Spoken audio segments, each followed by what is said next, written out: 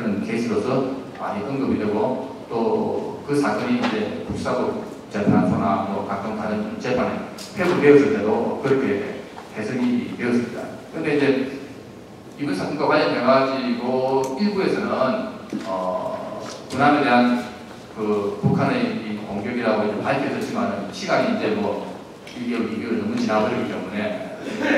긴급성, 즉 필요성에서 이제 긴급성을 좋게 해석해가지고 자유권을 행사할 수는 없고 자유권이 아닌 다른 방식에 의해 가지고 이제 북한에 대한 대응 조치를 취하다라고 하는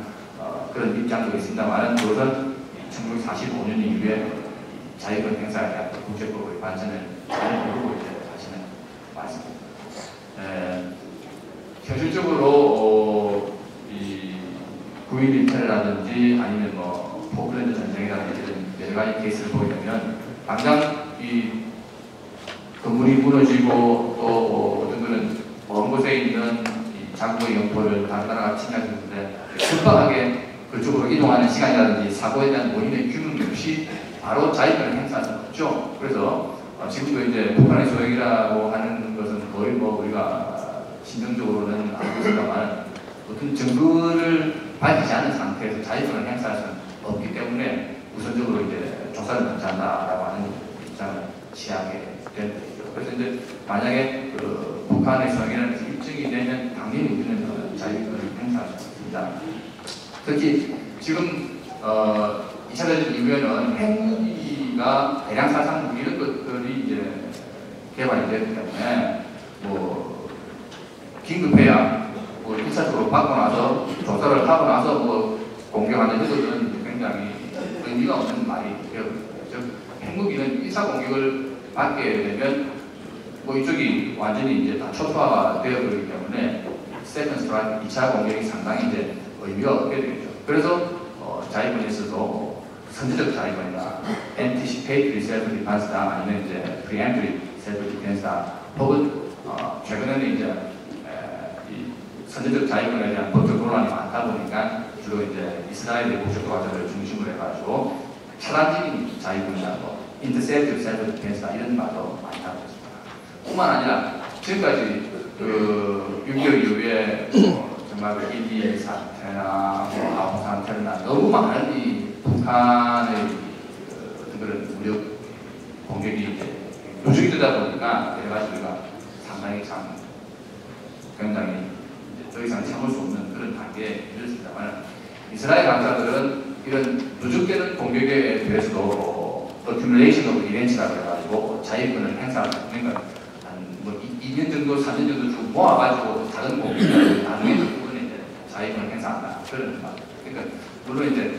이번 경우가 직접적으로 연관은 안 됩니다. 북한의 경우는 명백한 도발을 오랜 세월에 걸쳐서 여러 번 한 것이고 이스라엘이 주장하는 어떤 accumulation of events 누적 사건론은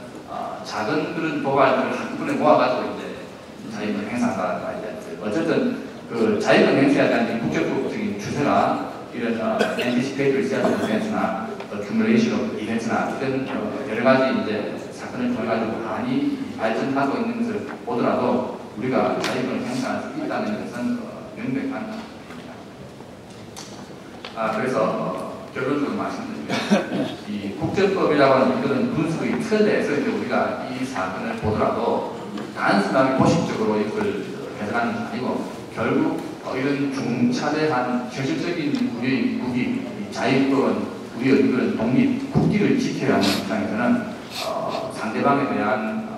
어떤 그런 상대방이 정말 더 이상 우리를 우습게 볼 수 없는 그런 응징을 국민이 이제 해야 됩니다. 그래서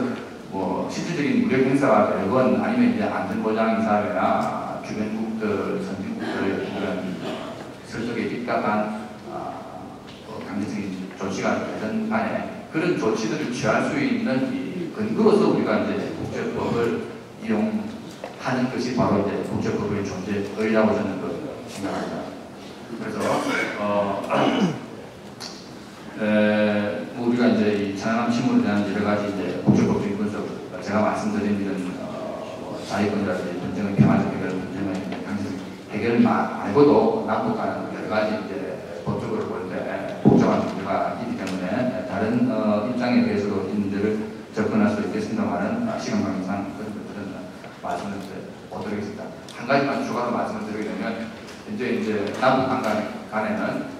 임시적으로 일단 이 NLL 북방 경선을 그어가지고 그것을 실질적인 이제 해양 경계선으로 쭉 지켜왔는데 그 NLL 내에서의 우리 어떤 영해에서 이제 이 문제가 터진 것을 북한이 이제 지금은 그 자기들의 공격이 아니라고 말씀을 합니다만 북한의 소용이라는 이제 결정적인 증거가 나왔을 때 그 NLL 문제까지 들고 나와가지고 그 NLL의 법적 성격에 대한 또 논란이 국제화되면 그것 또한 우리가 굉장히 또 난감한 그런 상황이 될 수 있기 때문에 이리 보나 저리 보나 여러 가지 국제법적인 그런 분석을 해가지고 이 문제를 냉정하게 접근하는 것이